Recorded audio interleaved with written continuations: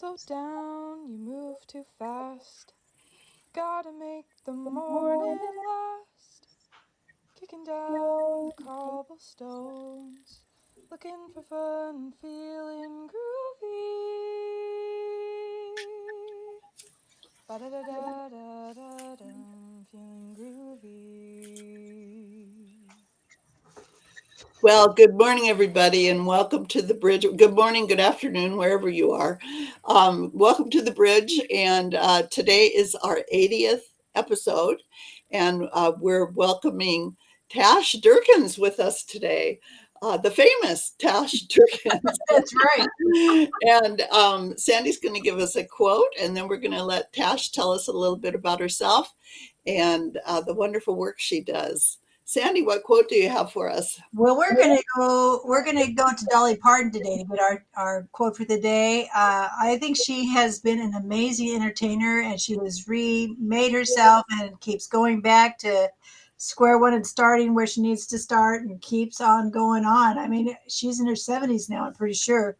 But the Dolly says, find out who you are and do it on purpose. That would work with Dolly. Absolutely. Figure out who you are and do it on purpose. And she certainly has followed that line of reason. That's good. That's a good one. Well, Tash, welcome. And you and I met on LinkedIn, and your energy popped out at me. And so I wanted to get you on the bridge with us. So please introduce yourself. Tell us a little bit about yourself and kind of what's on the docket for you today or these days. Sure. Well, thank you so much, Sue and Sandy, for having me. It's an honor to be with you all today on the bridge. Really also love the intro music, I just want to say, as well as the Dolly Parton quote. So I'm Tash Durkins, and thank you, Sue, for you pronounced it perfectly. I am an author, the author of a book called Fiercely Joyful, 11 Keys to Living Authentically and Creating a Life You Love. I am a leadership strategist and an executive coach. And those last two titles are only really about 6.5, 7 months old, because I just completed a near 20-year career at the Federal Aviation Administration. So I was an executive for FAA, and fell into aviation by accident and fell in love with the work and feel just incredibly blessed and grateful that I got to contribute to the work of the National Airspace System. And then I'll just say quickly before that, oh my gosh, my career was so varied, but everything from a customer service professional at USA Today, helping people recover their newspapers that never got delivered, to a makeup artist at the mall, working for Estee Lauder and Clinique, to telecommunications. And then I ended up in the marketing field, and somehow marketing brought me to aviation, believe it or not. Awesome. So that's a bit about me. And now I get to, since leaving the FAA, I get to spend all my time helping people live their most authentic lives, helping organizations lead with authenticity and drive performance in the hopes of getting to joy. Because we get to choose joy for ourselves in life and in work. So that's my whole purpose right now. Okay, well, I love the word authenticity, and your journey through all your various things that you did kind of brought to light. It's all about people and relationships, I have a hunch. Absolutely. And you learned I don't think when we're 19 and 20, we know what the word authentic means, but I don't know that we really know what it means till we, have a little mud in our toes or whatever, So tell us a little bit about that journey, the little inklings that told you, oh, I need to move on, or, oh, this isn't working quite right. Thanks for that question, Sue. And I love that, because there's a chapter in the book called Get Connected. And it's about really getting connected with your own intuition and discernment. And for years, I ignored it. It made me very uncomfortable. So I just pretended it wasn't there. And then I realized the more I ignored it, the worse off I was. Because if I had actually done what it told me to do, I would have been in a better place. But I'll just take a quick step back. I was in my 20s when both of my parents passed away. My mom died when I was 20, and I was her caretaker. She was terminally ill with cancer, and I dropped out of college to go and take care of her. And she was my very best friend. So in that moment, I remember thinking, and when she died, she was just 49. Oh, wow. Wow, that's young. Yeah. I remember thinking, I don't know how I'm going to make it in this world without my mother. And I'd also kind of subconsciously, unconsciously, resigned to the fact that I would probably only live to be 49. And I'm 51, almost 52. And so, woohoo, made it, you know. But in that moment, it caused, I was in deep depression. As I navigated that, I also did a lot of reflection. And I took the time to reflect on the things that mom taught me in the 20 years I had that some people never get, because I was grateful for the 20 I got. And a big part of that was showing up authentically, being your true self and leaning into the gifts that God gave you. Are you guys seeing me on camera? I had a camera. Okay, there we go. So having learned that from my mom, there was like this little seed, right, planted that hadn't bloomed yet, but there was a seed there that I believe was the foundation of it all for me. Wonderful. I think when you're starting life as a young adult, you are so crazy busy that you don't take time to reflect who you are. And that's part of the reason why you're not sure. Plus, you're kind of all over the road trying to determine big life decisions. What career do I want to have? How will I deal with relationships? Will I be having a life partner? And how will that look? I think now at this point in my life, I'm 70, and I noticed that since I've retired, I have more time just to be able to realize or work through things or reflect on situations so that I have some wisdom going forward. One of the things that you said, Joy, that one of the things that you said, Tash, that I really liked was you talked about joy, finding, being authentic and finding your joy. And we've talked about this in other podcasts, the fact that being happy is different than being joyful. Joyful is a deeper thing than being happy about the circumstances or the situation around you. Joy is something that comes from inside a person, I think. Don't you? Oh, I love that you said that, Sandy. Yes. So let me just tell you, I define, because my book is called Fiercely Joyful, I define fierce joy in the book. Fierce is standing firmly and boldly in your truth for me. And joy is a self-generated sense of fulfillment, which is exactly what you just alluded to, Sandy, right? And when it's self-generated, can nobody take it away?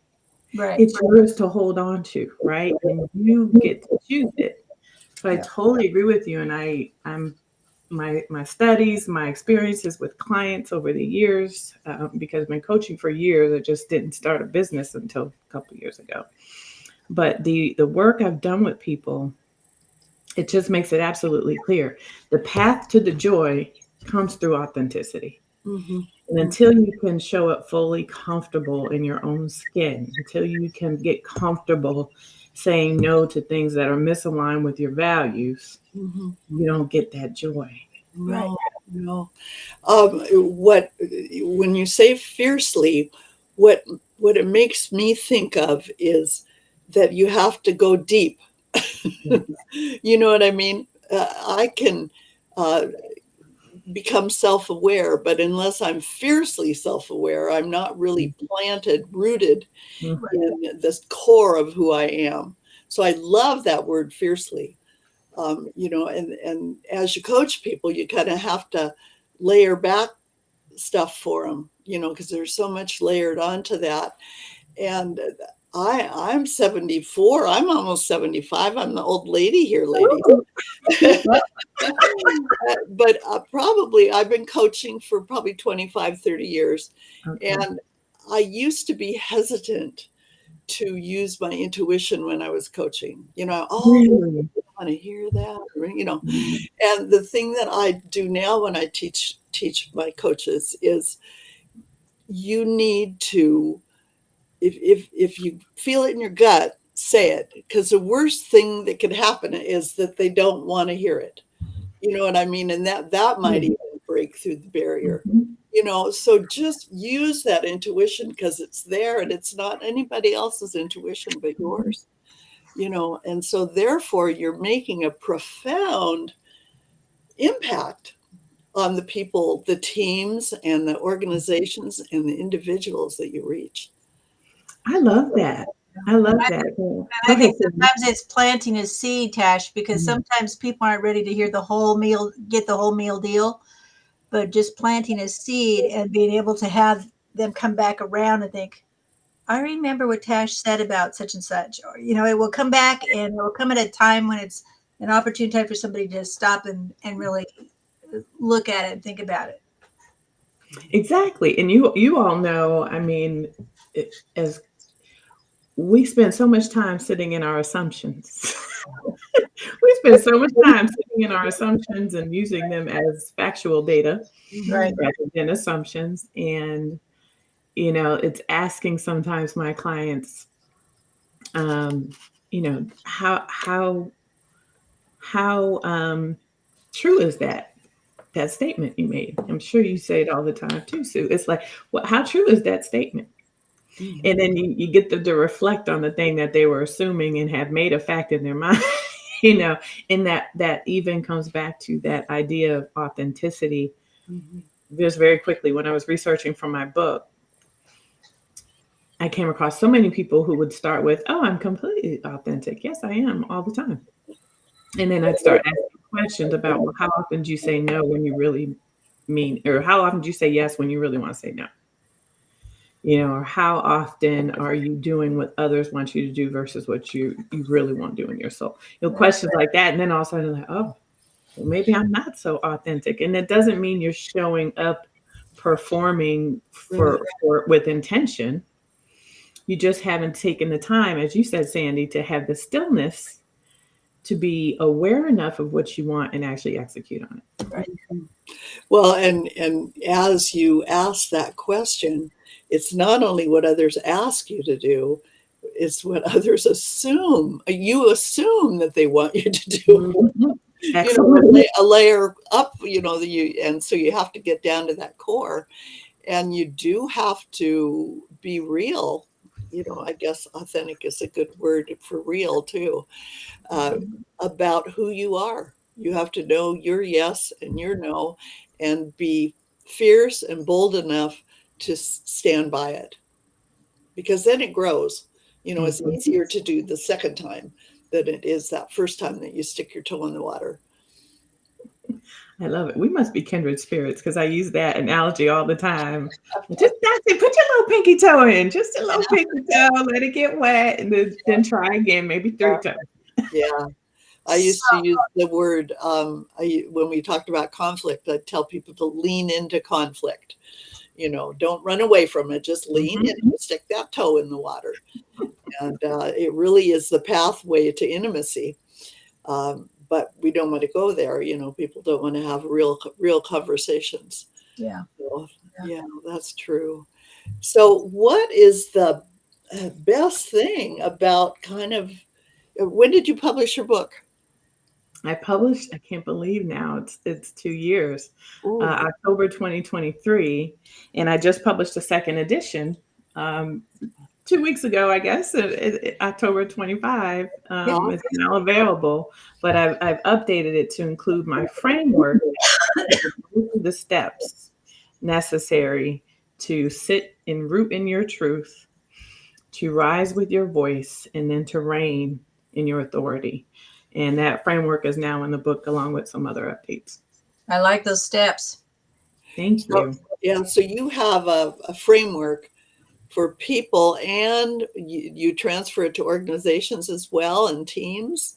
Tell me, Yeah. tell me how that is. That different? Is it the same? Is the language the same? The language is the same, but certainly the application differs. And it's quite interesting because one of my offerings is to facilitate what's called a truth room, fiercely joyful truth room.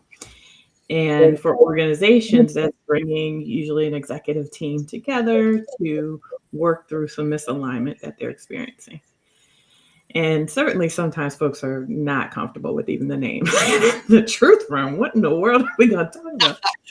But that's where we pull back the layers, right? And as both of you have said, you kind of get a little deeper in understanding and awareness.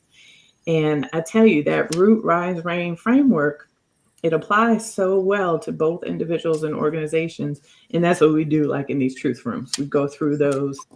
And then I do these truth room dinner salons for individuals who want to come and kind of engage with like-minded truth tellers, essentially.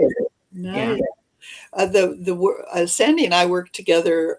She was the director of an early childhood center in a district, and I came and worked with her team and her for probably almost 20 years. And similar to what you're talking about, we didn't call them truth groups, but we did do group development, I called it, and we developed norms, and we just made people come up with them themselves and tell their truth about the norm. So if it was respect, what does respect look like? And everybody had to tell what it looked like. And then, of course, we used paraphrase, which annoyed everybody.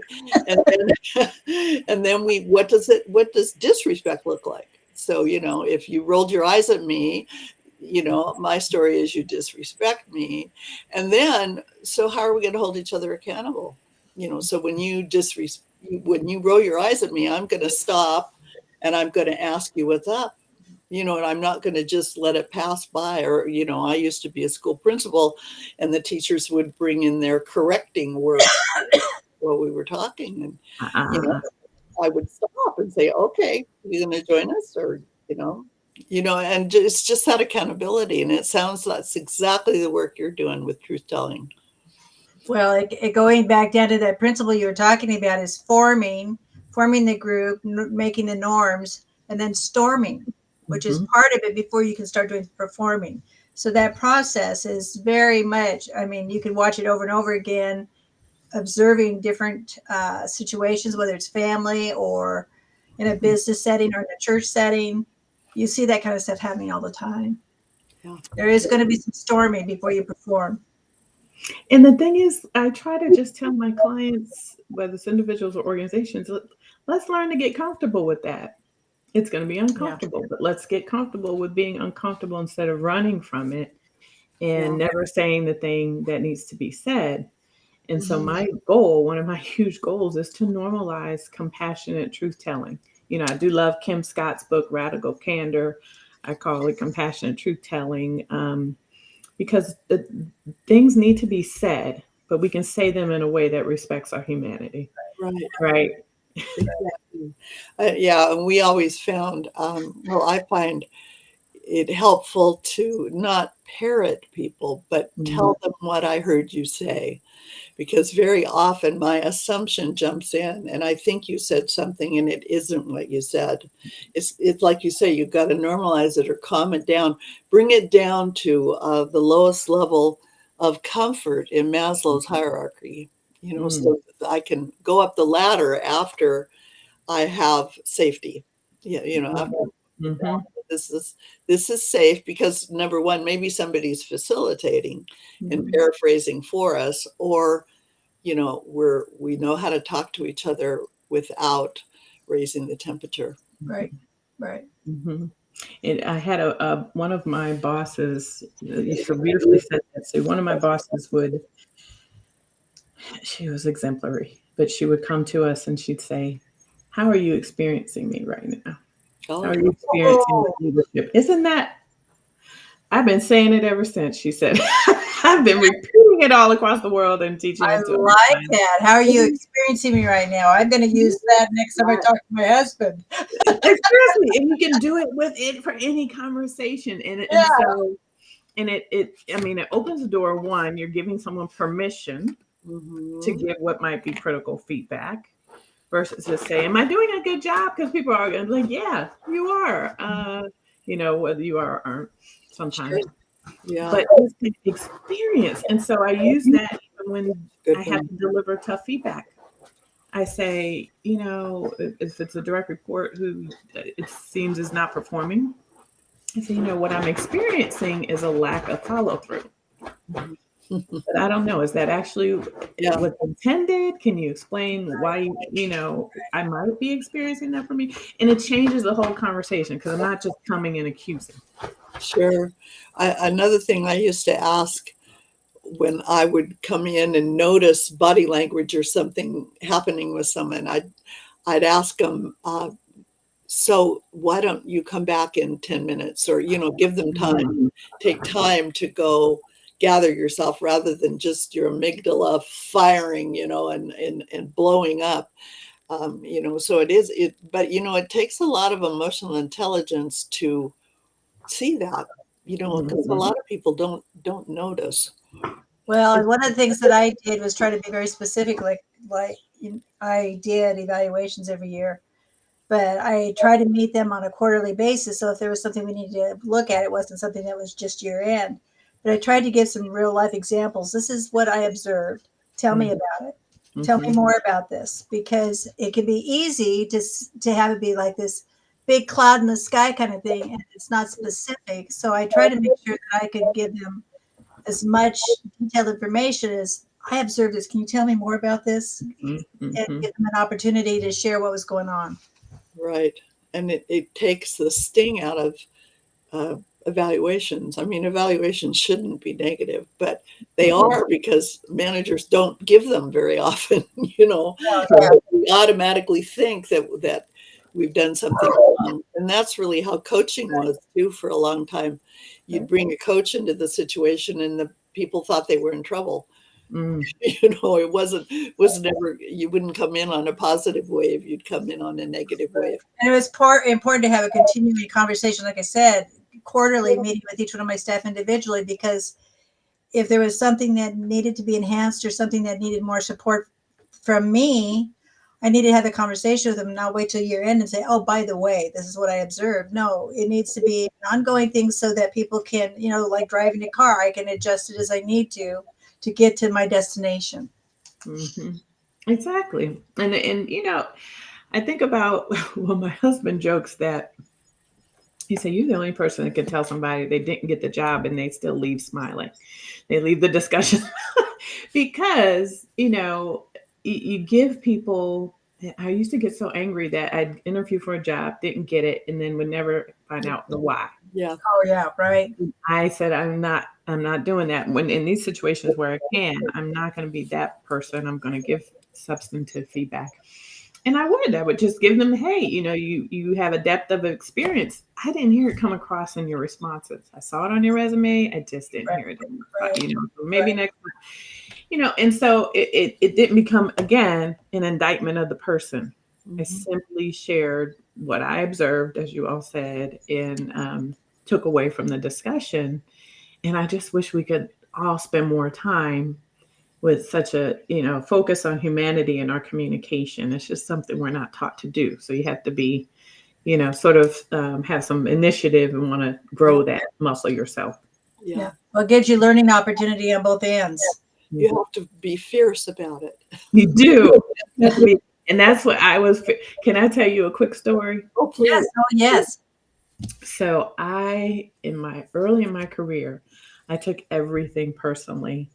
And I was a perfectionist. And so I messed up the slightest bit. It would be days. I'd take it home with me, work stuff. I'd take it home. I would be uncomfortable, like literally in my nervous system, and feel this horrible. And everything, even if somebody said, well, good job, might have been, maybe you could have did this, but overall it was great. I would just focus on the maybe you could have, that one, right? Yeah. And so somebody told me to read The Four Agreements by Don Miguel Ruiz, Yeah. one of which is don't take things personally. Yes, that's a great book. Oh yeah. That book. And so I did the work, and I mean, it took some years Mhm. of focusing on not taking things personally, and it made me such a better leader, Yeah. because when people came and had some feedback from me that I might not like, Mhm. they could give it to me and they were going to be scathed afterwards. Right. Right. Yeah, I certainly resemble that remark about taking things personally, and I teach the skill all the time. And there are still certain people that it takes me 2 hours to unpack. You know, Well, I have to go in the car and yell, or I have to go in my bedroom and journal, and then I go, "This is so stupid. Why am I?" You know, but Mhm. highly intuitive people, that's true for. You know, it's yeah. part of the reason we're good at bringing things out of the air too. But it's hard. Sue used to talk to us. I loved her word pictures. That was one of the things that was really helpful to solidify something in my mind. And she said, do not wear your Velcro suit and let it stick on. Oh, I love it. Good. I love that. So self differentiation. She said, step back so that you can see things in a realistic form, so you're not taking it personally. Self differentiated. Don't wear your Velcro suit. Let it just land on you. But kind of, and another thing that she shared with us, a story, was lay it out on a table like a banqueting table, and you pick out which one of the things on the banqueting table you feel are realistic about you, and what are you going to do going forward. Mm. Ooh, brilliant. Brilliant. I love those, Sue. Well, the other, it sort of is what the new brain neuroscience is teaching us these days. But my language around self-differentiation was, so you take in the feedback, you know, in your amygdala, Mhm. and I would tell people, so what are you thinking? What are you Mhm. feeling? And what are Mhm. you wanting? And when they could get to the point that, you know, I'm feeling angry, I'm thinking this guy's a jerk and I want to hit him in the nose. You know, so I keep unpacking it. And then I might get to the point where I can say, well, I'm thinking that this is my boss and I better not hit him in the nose. I'm feeling curious as to why I felt attacked or why he's attacking me. Mhm. And what do Mhm. I want? I want to go have a conversation with him in a neutral place. You know, so kind of give yourself the language to unpack it. And that's really what they're teaching us now, is they teach us to build new neural tunnels in our brain that produce joy and that don't produce anxiety. You know, get rid of the old default and build some new caves in that brain. And I Mhm. love it. I mean, because it gives people actual work to do. Yes, Yeah. because that's the part, right? It feels so nebulous, I guess, to people, right? You're like, well, what does that mean? And how, I do a lot of content sharing. Like Sue and I met on LinkedIn, and I have a post. I think it's going to come out on what is being an authentic leader, and people assume it means you have to overshare, and because of that, introverts are like, I'm good. Backing away. But like it is the rewiring, right, Right. of just allowing for the level of vulnerability that creates trust, which does not mean telling all your business, but it does mean if you don't have the answer, saying so, Yeah, or if you've made a mistake, saying so. right. And it's that um, energetic connection. Mm-hmm. And it does take time to build trust, but it also, my favorite story on authenticity was my favorite children's book, and it was The Velveteen Rabbit. And the Velveteen Rabbit, you know, was very well worn and even went through a fire, but was very authentic. You know, and that's the one the little boy wanted because it was true. It had fidelity, you know, and that's an authentic leader is very important, and you can't just put on an authentic coat. Right. People see right through that immediately. Yeah. And it's exhausting too. So no. It is. Yeah. Yeah. Yeah. When I left my principalship, I had an intuitional hit, and it was, kind of the job that ate my brain. And it basically said, if you don't leave this job, in 5 years, you're not going to be here, and I, nobody liked what I did, but, but I had to leave because it wasn't me. I was not being authentic.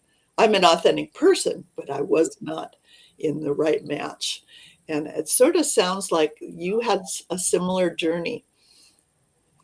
I definitely did. And I've spent tons of time trying to fit in to different spaces and circles and networks, because I thought that's what I had to do, was fit in somewhere. And there's this beautiful quote that I love by James Baldwin.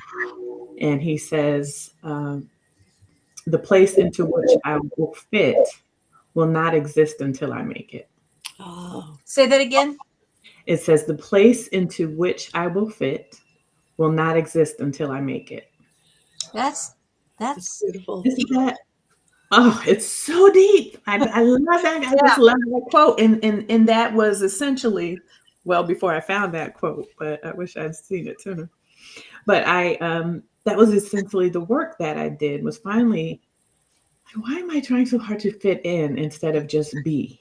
Yeah. And the universe will surround me by those that value what I have to give in my authenticity, And so that once I learned that and stopped trying so hard to fit in, I became a person who could explore and deliver the gifts that were given to me by this world.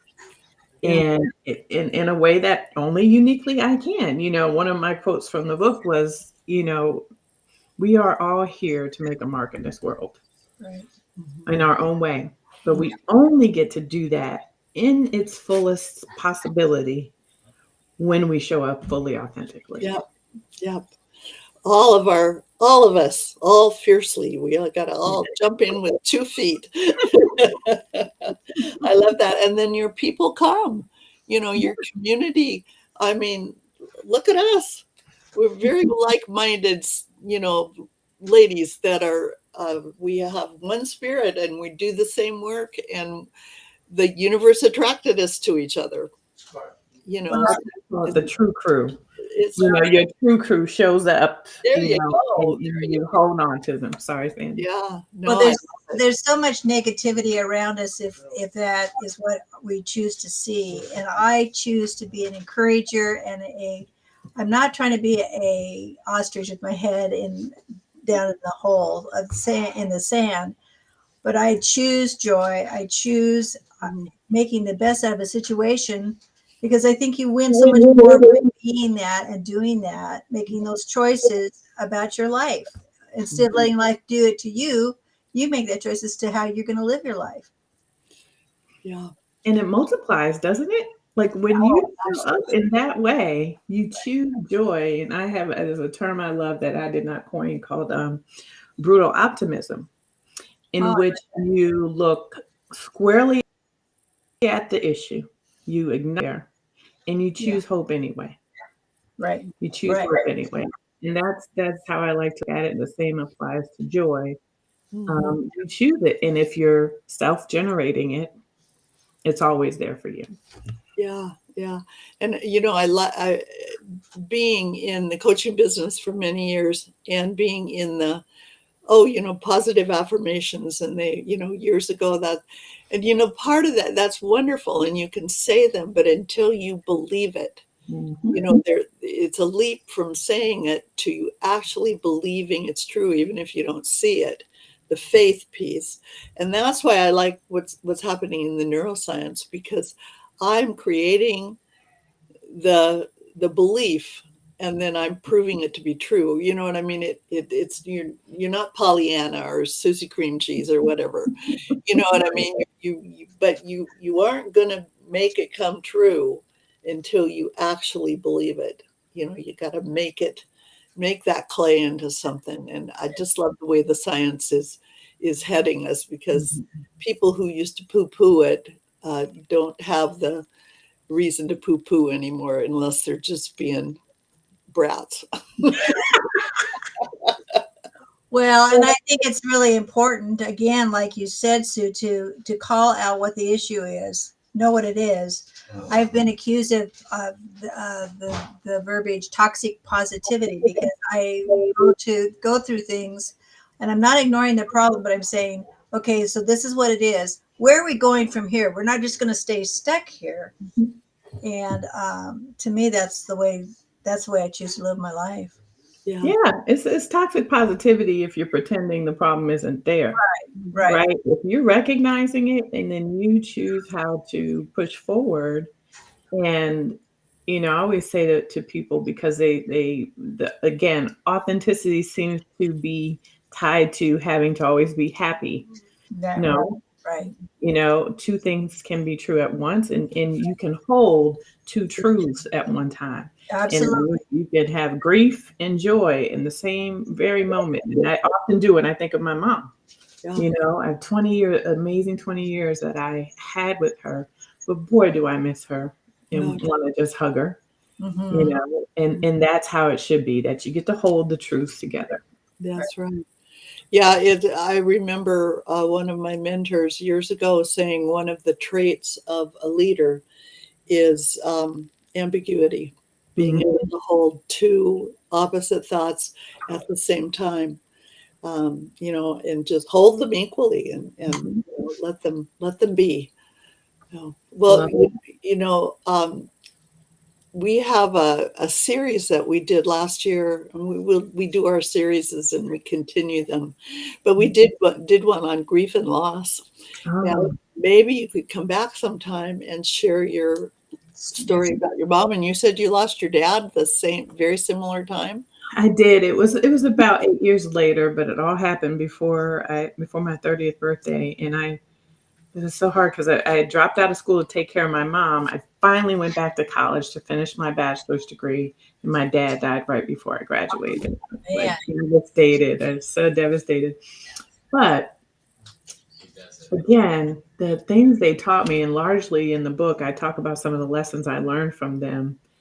And grief, I would love to come back and talk about it, because Great. knowing that your closest loved ones aren't going to be there forever, Right. you should make your decisions about how you engage and interact with them intentionally. Right. And I am so proud of myself. I don't know where I got it from in my 20s, but somehow, I guess a lot of my mom's influence, I made a choice to look past some of the things I didn't appreciate about my dad and his behavior, to continue to have a relationship with him. And I'm so grateful I did, Well, because we're called to honor our parents, and that's not always easy. But one of the things, as a parent myself, I look back and I think, I hope my kids see me through a lens of grace, because I know I have made my foul ups and my mistakes as a parent too. And the thing is, Tash, is that you were there for them, and you did what you could as a daughter, and you were showing honor and respect to your parents. And I think there's a lot of blessings in that. Mm. There's a lot of blessings. And this one last piece on that. My mom, her mother was terminally ill with cancer. She had brain tumor and lung cancer, and so she had to take care of her mom, and I was there for that.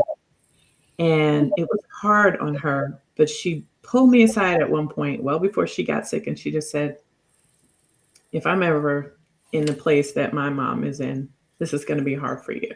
Yeah. My advice to you is to make the decisions you'll feel good about when I'm gone." Right. And that, like, it never left my mind. When I was caring for her and I'm 20 years old and I wanted to go out to a party, I wanted to do something else and be living my life or be at school, I would remember what she said. Yeah. And because of that, I don't have regrets about how I showed up in her last days, and I'm at peace. Yeah. Well, that's good. And you say the word choice, and that's where it is. And that's what integrity is. Integrity is choosing Yeah. to do the right thing, even though it would be easier or, more immediate satisfaction not to. But that integrity, and I like the word integrity because it really is a financial term. Mm-hmm. It's like the term fidelity. And I had a mentor one time, and she was kind of gruff, and not everybody liked her.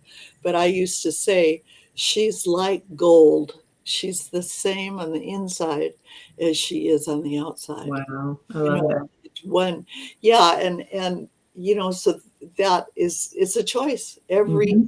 Every breath we take, it's a choice, and that is so powerful. Totally agree. So And mom planted a seed. Go, Tash, talking about planting a seed. Your mama planted a seed when she talked to you and told you that. And She at that did. point in time when she said that, you thought, Mom, what are you talking about? You had no idea what your future was going to hold. no, And how that, my brother and I, it's funny because you watch these people as they age, and I'm one of those now because I'm 70. It's one of those things where you reminisce a whole lot more than you do when you're living life in the, raising children, careers, doing whatever you're doing in your life. Mm-hmm. Now you can, like I said, have time to reflect. And we've been sharing back and forth about the things that they did when we were little kids that planted seeds. And we see ourselves doing the same thing that they did without even saying, hey, watch me. This is Mm-hmm. how to do yeah. this. It was one of those things you observed it, and it was planting a seed. And the same thing happens to us living life with the communities and the people we have in our lives. Well, and we do I like to give my parents who are gone the grace to know that they did the very best they could. Yes. Right. And that's what I hope my kids will give me Right. too. That, Right. even though I made mistakes, I did stuff they didn't like, I did the very best I could. And, that's offering grace to people for sure. For Right. sure. Mm-hmm. Yeah. I have a chapter in my book, and it's called "Be a Giver," and that's one of the things I say we got to give is grace. Yeah. I love something you said a little earlier about um, you were talking about get connected, and you were talking about getting connected with yourself. And I have a hunch that before you got really good at that, you were really good at connecting with others because you were in customer service and you were in leadership, so I like the word connect. We have a series we called community, is it community connectors, something like that. But I mean, and you build your community because of that. And Right. so that's really nice. So any direction that you want to tell us about that you're headed in before we close? Anything that you want to share? Well, thanks so much for asking. I have a lot coming up, but the one big thing that's coming in early 2026, should be January, is going to be the Fiercely Joyful Collective, where I'm going to be launching a community where folks can, like-minded folks, we can all come together. There'll be some regular meetings and programming, open coaching, but it's more of the group coaching, of course, concept, which you all know very well. And it's for folks who want to get real, who are ready to move away from misalignment and find their way to a life that feels as good as it looks. I Oh, like that. That's awesome. I that's have a feeling you're going to have people knocking down your door. Thank you. I'm excited about it. It's just like I have so much fun doing this work. yeah, And yeah. you all know when you see the light bulb in people Yeah. finally get it. And they're like, oh my God, I have. And this is part of what I added to the book. I talked about personal agency. We Uh-huh. have it and we surrender it often because we don't recognize how much we actually have in our own power. So that's what I'm excited to help people with next year. As you go back to your quote about fitting into your own mold, when you do that, there's a resonance and an energy that can't be touched by anything else. People are attracted to that, and that's awesome. That's awesome. Thank you. So Tash, what we do kind of at the end of our recording is we go around and we say, what's one takeaway from our conversation today? So what would you say was a takeaway? I think for me, the takeaway is that there's so much we have in common in terms of our life experiences, what we're learning, how we're experiencing others. I mean, these things that we all work on around leadership and developing people, they're the same over time. What's different is now we have all these cool frameworks, tools, and things to navigate them. But I appreciate how similar what we've done really is. Yeah. Yeah. Sandy, how about you? What's your takeaway? Well, there's so many takeaways. I don't know if I can make just one. I love the thing about how are you experiencing me right now. I think that's a good question to Very ask, good. to give a pause in conversation and get a sense of the emotion the other person is feeling, giving them permission to share that with you. I think Mhm. that's a great tool. I love that. Good. I'm taking away just your journey. It's just, it's very similar to lots of journeys, Mhm. and you did it with grace, and you did it early, girl. You did it early. So, I mean, it's just marvelous. Marvelous to have you on the bridge. And please, I'm going to invite you back. And anytime you've got something you want to share, if you want to Absolutely. come on and tell us about, your new endeavor, we'd love to have you on. So, I just am thrilled to meet you, and blessings out to you today. And so I'm going to close us now, but I want you to hang on just for a few minutes. Okay. Thank you. Bye bye, everybody.